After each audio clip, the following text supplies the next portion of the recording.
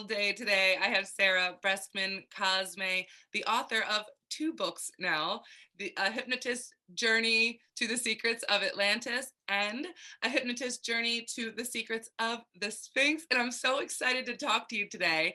I have Sarah because she's speaking at the Conscious Life Expo in LA at the LAX Hilton this weekend, February 4th through February 7th. So if you would love to check Sarah out, please go and check out the Conscious Life Expo at the LAX Hilton. Hi, Sarah. Welcome. Thank you for joining me. Hi, thanks for having me. I absolutely love having you. You know this. Your books, first of all, are amazing. And who doesn't love talking about Atlantis and the Sphinx and finding out the secrets of these things that they've been a mystery to us for so many years. I feel so lucky to be the facilitator of, getting all this information. I'm so lucky, as you know, because you also do QHHT. It's such a wild ride. I It's mean, I had no idea where this book was going to go. I just started out with the same subject, Jen, that I used for my hypnotist journey to Atlantis, just to see where the next bit of information was going to be. And oh my gosh, I was shocked. I had no idea it was going to take us to the Sphinx. It was so cool. We started out just uncovering more in depth her past lifetime in the 1970s, where she first uncovered all this information. And there was so much that had just been simmering in her unconscious that she had never shared. She worked with this woman, this hypnotist, actually, in the 70s, named Julie, and I kept asking her, did you write this stuff down anywhere? And she said, no, that, and the time wasn't right. In the 1970s, the timing wasn't right. It was too early to share this important information. But we're so lucky right now that we live in this age where we can actually talk about this stuff, because in the 1970s, she uncovered all this amazing information that, gosh, would have been so enlightening for people to know. But people called her crazy. They they used electric shock therapy on her, and eventually she was lobotomized, and she killed herself in that lifetime in the 1970s. And what's so interesting, I thought, was that they had a name for her condition. Guess what it was? What did they call it? They said she was suffering from female hysteria. Oh, wonderful. That's lovely. That's how lovely, right? Here Yeah. she was trying to share this really valuable, important information with people. And they just said, it had something to do with her hormones. Wow. I am so glad we have come so far from that point in our history. Me too. And this was just in the 1970s. I mean, it's Yeah, not really that long ago. at all. No, and she was just, I asked her when she was deep under hypnosis, what kind of information were you sharing? And she said, I was sharing about past lives, the fact that we don't just live once, the fact that she remembered in depth this other past life where she was taken as a prisoner in Atlantis and spent 60 years as a prisoner. And people just thought that was too crazy. Wow. So Yeah. she has tried, and this time we're ready. This time we're ready. We're at such a great position now. Where this information can be freely shared, and we can really help one another with this information. Back then it was just too early. She even said when she went into the afterlife, she knew right away when she had killed herself, and she was instantly taken out of her body before it hit the water. She knew right away that she was too eager. She was too eager for this information to come out, and she'll just have to wait for the right time to come back and share this information again. And this was the right time. When she planned her life, she wanted to wait a little while in the afterlife and come at this particular time, because this is the right time for this information to come out. And why is that? Why is right now the right time? And why is this information so important? This information is so important as this earth is ascending, because this time is really an amazing time. There's so much help on the planet right now for our progress. And we have the use of these computers, we have the use of our cell phones and devices, and we could can't speak today, communicate with each other so quickly and get this information and these ideas out. It's such an amazing time. What was interesting was I thought we were going to start back off with the aftermath of Atlantis. And instead, it almost went to be like a prequel to before Atlantis. Because as I was trying to get all the information that she had already recovered before, that had simmered in her unconscious, they took us deeper into her extraterrestrial lifetime. And we went deeper into information about the Sphinx, which was so very fascinating. Oh my goodness. I mean, there's so much information about the Sphinx that's so interesting to find out. And it all connects us to our extraterrestrial origins because the Sphinx acts like a broadcast system. So it stores and harnesses energy in this very special rock that they built this structure on. This rock can keep this energy and this information alive. And almost like a time capsule, it keeps it free from any, contaminants. And it broadcasts out every single thing that we're doing on this earth to other planets so they can keep track of our progress. And they also broadcast information back to the Sphinx, and it's absorbed in the Sphinx. So when the time is right and we've hit a certain point in our evolution, we'll be able to understand and absorb history in its true form. And there's so much about the Sphinx we uncovered, like portals within the Sphinx that you can use to change time a little bit here and there. And oh my gosh, we learned about beings that actually come and they change little bits of time without humans knowing it so that they can clean up our oceans a little Really? bit. Yeah, because of course, whatever we do as humans affects everybody around because we are them as well. There is no such thing as time, and there's so many different dimensions, and we are multi-dimensional that they make sure, we don't destroy one another completely. So they're always helping us, always monitoring us. I see them looking at us like little children in a sandbox, dangerously throwing sand at one another, not really knowing what we're doing. And they have to help us out a little bit here and there. Oh my gosh, yes. And we are so helped, but they are us too. And they understand that this reality that we're in as a human is like a game. I mean, that's what we're doing here. We're like in this video game, trying to have experiences. And really, we shouldn't take ourselves so seriously, because it is just a game. And no soul ever dies, no person ever really truly dies. They just get to play a different game, Often a basically. hard concept for the humans to accept, but that is the reality, isn't it? It is, and we're so programmed to fear death, but really it's nothing more than just like changing trains. I like that. Changing trains, just getting off Right, this one and getting on another. Next right. experience. And everybody that I've asked in sessions, I'm sure, well, I don't know about you, but I always ask about the death process. How does it feel? Of course. And they always say there's no pain involved. In fact, it's like you can't describe it, because it's so amazing. Right. It's as if all the pieces of you that weren't with you during your life join back with you, and you feel so much love, like throughout every single part of yourself. It's hard to understand consciously.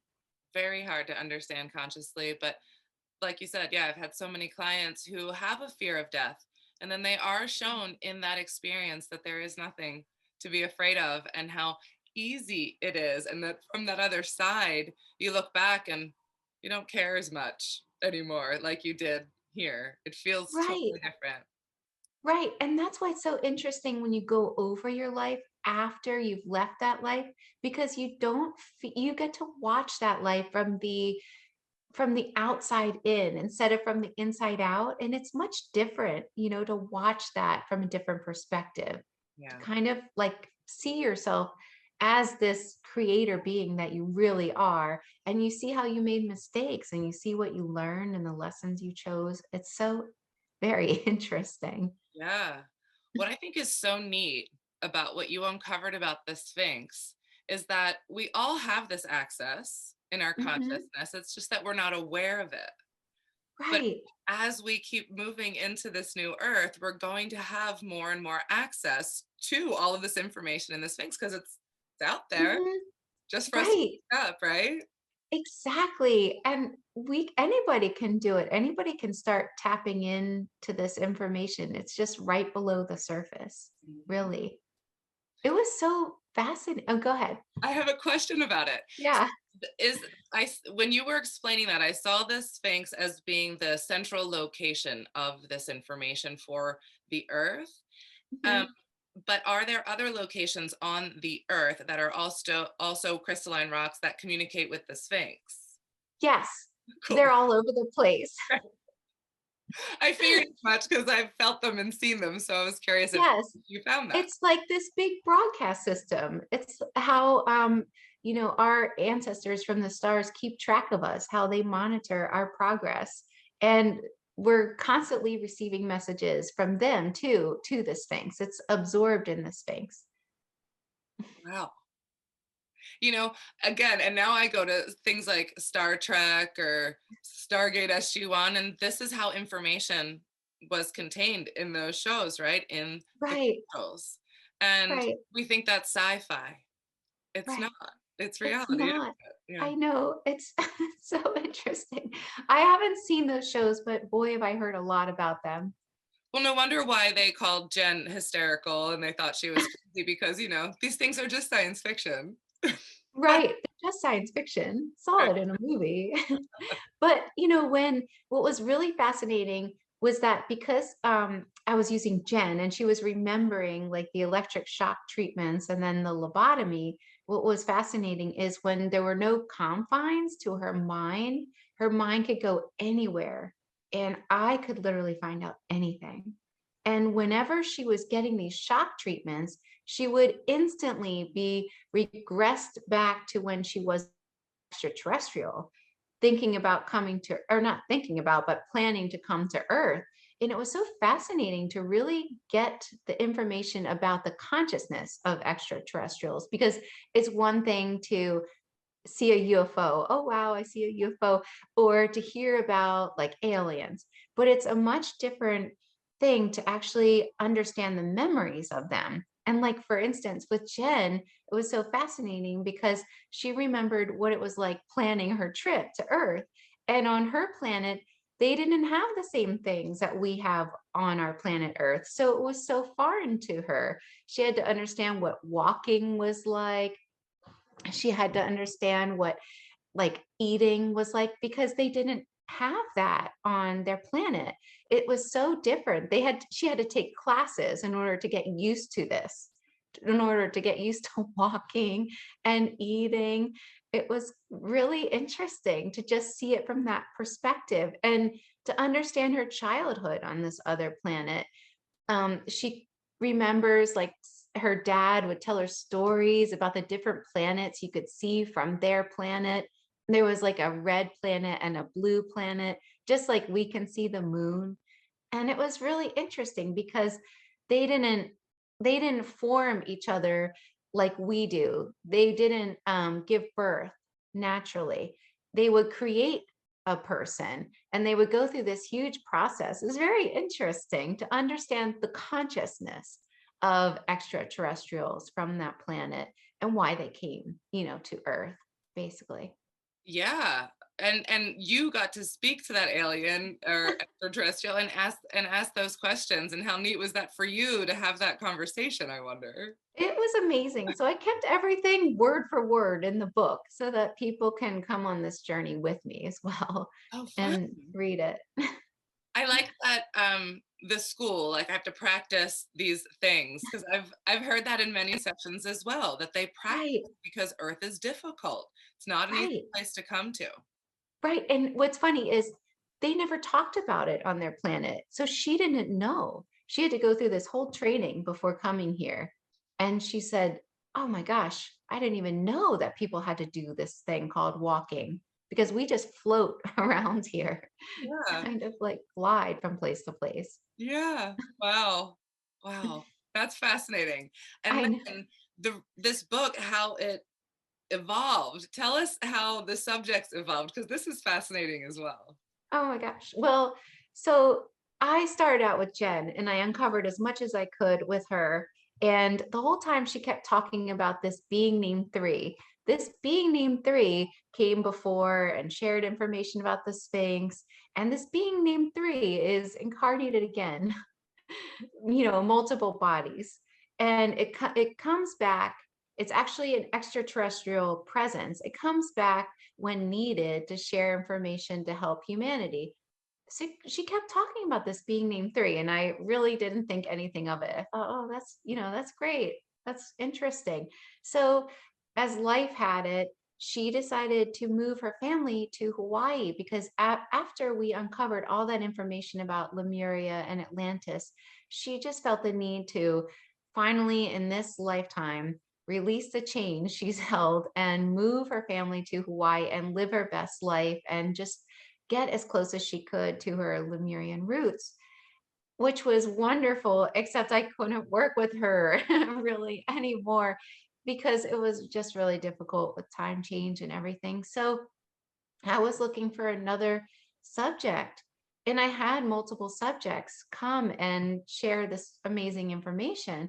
But what was really fascinating, and Erica, because I was so shocked, um, I had one client in particular that came for a session in the summer, way before his next session. And I thought he was a really great subject. I like to get people to work with that don't really have previous knowledge about any of the stuff I'm trying to find out about. I like to use people like that. And I knew that he was great and he was just perfect for this. And also, I found out in his session that he had been contacted by extraterrestrials. So I thought, well, that's really great. Maybe I can go into that a little more. So he came for a second session, and he was all of a sudden saying all this information about the Sphinx.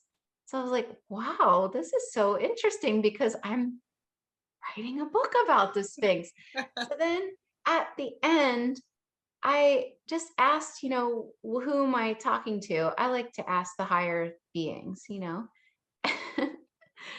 said, these are his words. I am three, three is me. So I was like, as if I can doubt anymore that I'm being helped, to get this information out. It was just so profound. I really, I mean, obviously can't doubt it anymore. If you did, it would be a little hysterical and crazy at this point, right? Like it'd be the It, opposite if you started doubting it. Yeah, yeah. yes, I know. Yeah. It's obviously right here. Look It at this. is.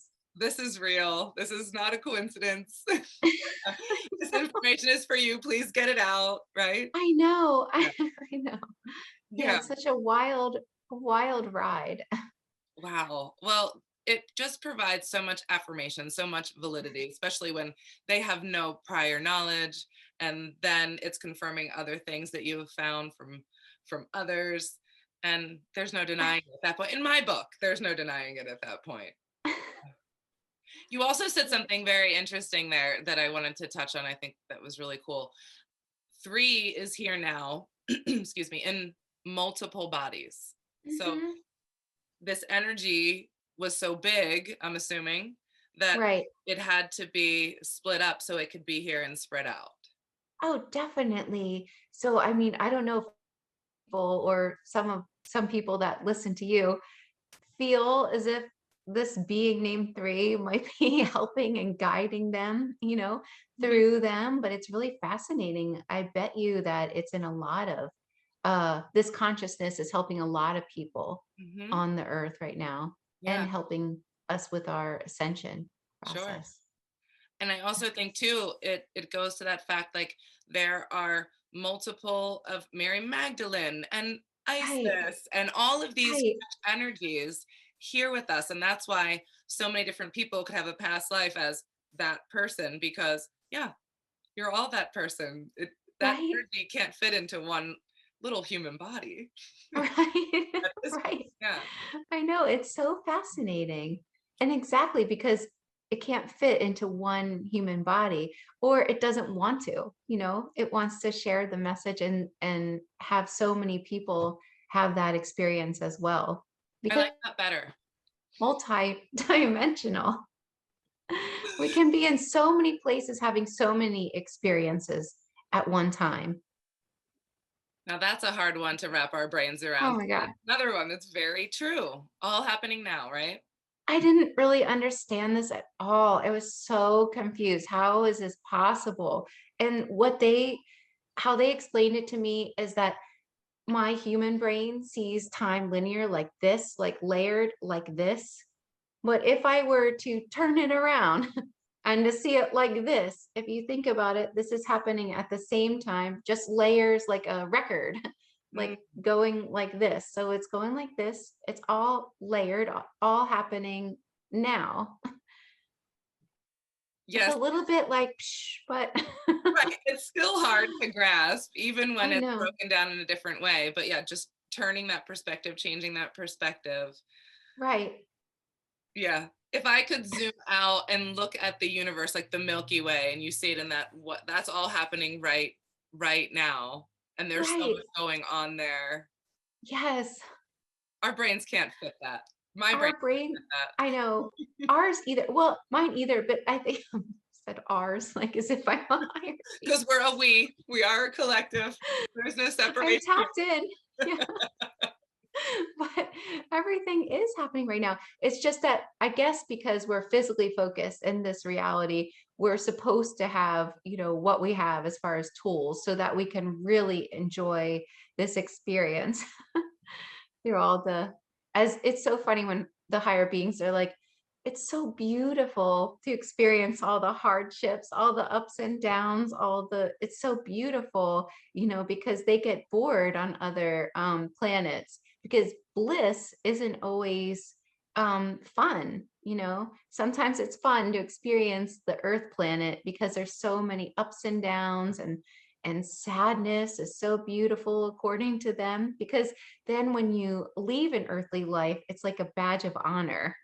Mm. Oh, I completed an earthly life, and everybody's like, whoa, oh So my goodness, you're really brave. Tell true. me about it. Yeah. Yeah, It's a big feat. it is. And I know It's what really that's like, hard. that feeling. You're so right. That bliss is very boring. I went Right. there in a session myself, and my practitioner said, well, how do you like it there? I said, it's nice, but I'm bored. I want to go. Yeah. I'm done. Yeah. Let's go somewhere That's what else they now. say. Yeah. They're like, oh, well, I feel a general sense of malaise. Mhm. Because it's absolutely so beautiful, Mhm. so blissful. You can create anything with your thoughts. But where's the fun in that? What do you learn? Mhm. Right. What do you learn in that? You don't get without the low, you don't get the high high. You just get the everything's the same all the time. Yeah. Right. But Nothing. sometimes lifetimes like that or experiencing, really focusing in on a lifetime like that is wonderful, for a little while. Sure. We get to And do you it all, can right? You can do it all. You can create. But I remember I was asking one higher being, how do you ascend to such a high level? And they said, oh, it's simple. Just know yourself as a godly presence. Hmm. And they said, collectively, we decided to do that. We decided to collectively know ourselves as God. So here we are. Hmm. I'm like, That's simple. huh. So if a human knows themselves as God, what happens? And they're like, oh, well, they will ascend. No big deal. Right. I'm That's like, tell me more about that. Is it that simple? I'm like, yeah, just know yourself as God. Just meditate on it. Say it to yourself and watch what happens to your physical reality around you. Everything will change. that's what I was just going to ask. How did they say that they got to that realization within themselves? Well, they did say throughout the millennia, which, I didn't mention, but It took some time. but I thought it was interesting that that's what they did. Mhm. That's all they did. They Mm, just came to the realization that they were essentially God. mhm. Well, that makes sense. Right. Really, Right. if you realize that you are everything, God is you, you are God, everyone around you is also God, then Right. you see that and that's it. You Even when I'm asking them, hey, please give me like, a manual for humans. What can a human do to tap into their power? It's always the same answer. Oh, that's easy. Just know yourself as God. Mhm. Understand who you really are. And you are God. You are the creator, your reality. Once you grasp that, you can do anything in your human reality, they say. Mm. What do they say keeps humans or beings from that recognition?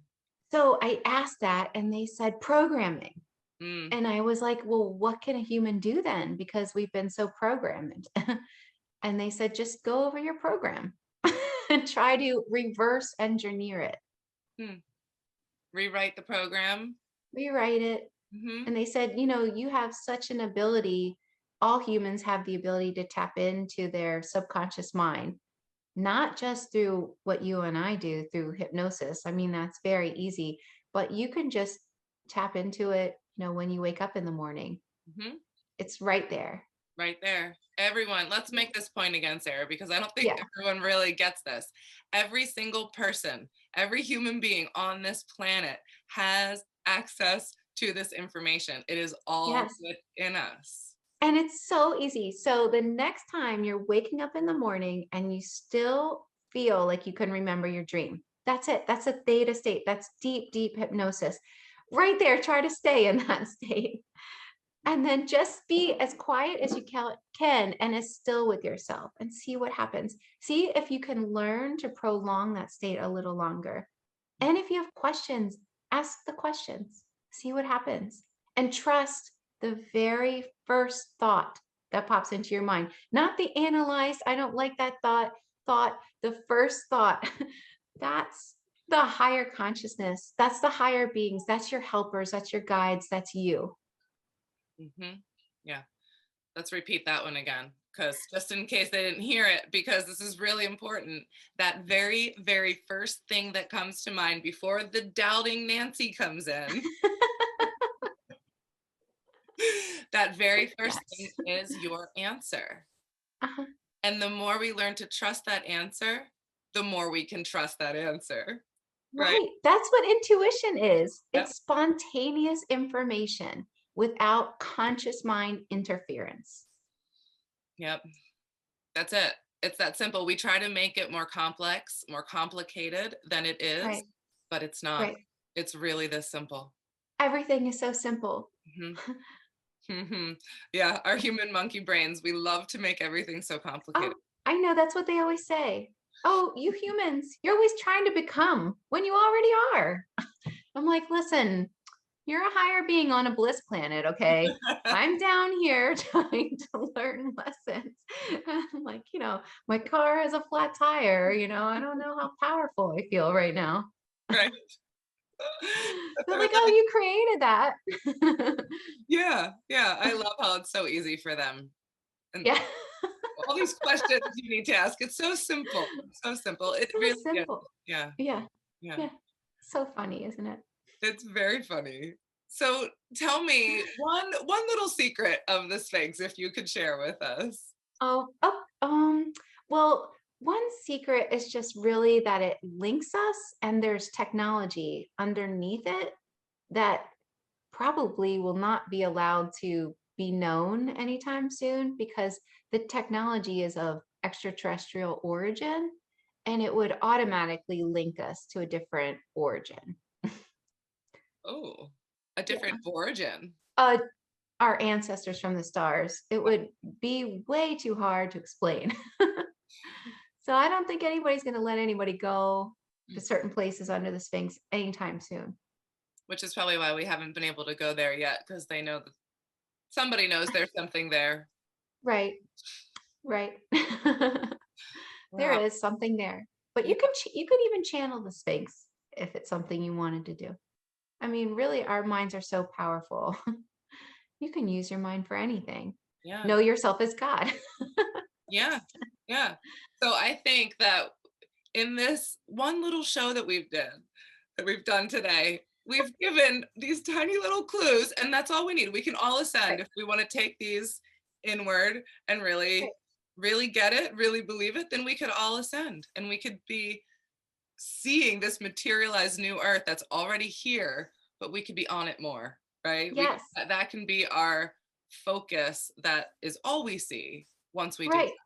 I mean, I am so passionate about what I do. I love it. I do this for fun. And that. I'm so passionate about sharing, what I can get from these higher beings and uncovering the secrets.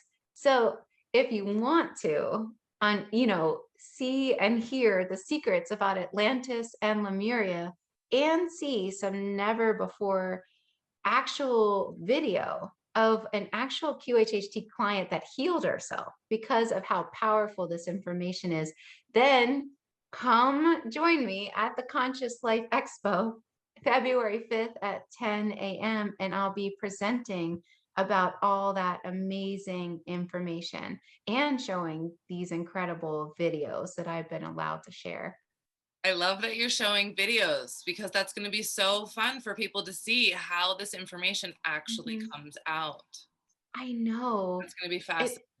It is because I used to videotape a lot of my clients just out, because I was really fascinated with it. And these are clients that I had before any of my books came out. So these are the actual sessions. Nice.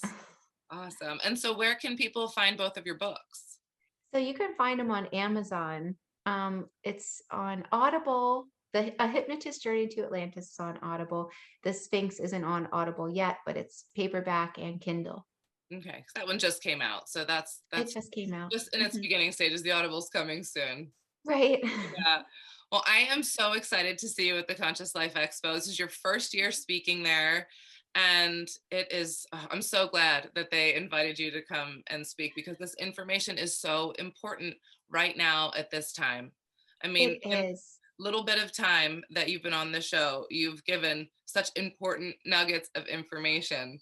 And so, I haven't read the Sphinx yet. I'm so excited to see all the nuggets that are in there because it's so helpful. We need this information to Yeah. help us remember. I love it. And I'm so happy to be of help and be of service. I actually am one of those people that reads my reviews and I already saw somebody saying it really changed their life. And so I'm really blessed. I feel so lucky to be in this position to help, you know. Well, you were the perfect one to bring this information forward, and I'm just grateful that you did and that you are you and you were able to do it in this beautiful way. And I'm grateful that we have you on this planet to help us remember. Thank you, Sarah. Thank you, Erica. Sarah's awesome, you guys. Come check her out at Conscious Life Expo this weekend in LA at the LAX Hilton. And I'm sure I will bring you back again and again and again because I love you and I love talking to you. And I'm just so appreciative that you've joined me today. Thank you so much, Sarah. Thank you. I love you too. All right, you guys, until next time, love you all.